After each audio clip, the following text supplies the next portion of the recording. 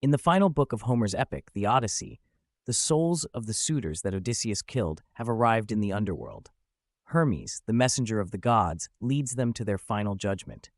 Among them is Agamemnon, the former king of Mycenae, who had been murdered by his unfaithful wife, Clytemnestra, and her lover, Aegisthus. Upon seeing the suitors, Agamemnon asks what brought about their death. Amphimedon, one of the suitors who had courted Penelope, Odysseus's wife, explains the deceit of Penelope and the return of Odysseus, detailing how they were massacred. In the meanwhile, Odysseus and his son, Telemachus, begin a hasty cleanup of the great hall, smeared with the gore of the defeated suitors. Upon finishing, they bury the bodies. Odysseus also orders the maids who had consorted with the suitors be executed.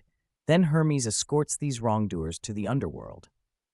Back at the palace, the old nurse Euryclea wakes Penelope to share the news of Odysseus's return and the death of the suitors. Initially, Penelope doubts the news, but when persuaded, she descends to see her husband, though she remains skeptical. Ever the tactician, Odysseus instructs Telemachus, the cowherd, and the swineherd not to let anyone outside the estate know about the suitors' deaths until he has met Penelope. Penelope and Odysseus share a wary reunion, each doubting the other.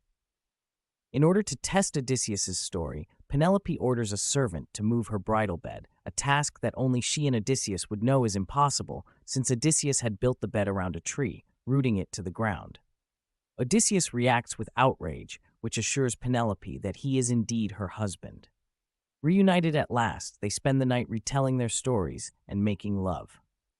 The next day, Odysseus sets out to visit his old father, Laertes, who lives a life of solitude in the countryside.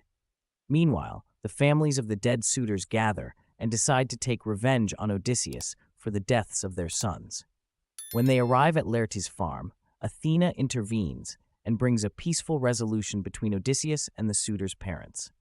She makes the Ithacans forget about the massacre of their sons and recognize Odysseus as their rightful king, thus restoring peace and ending the Odyssey.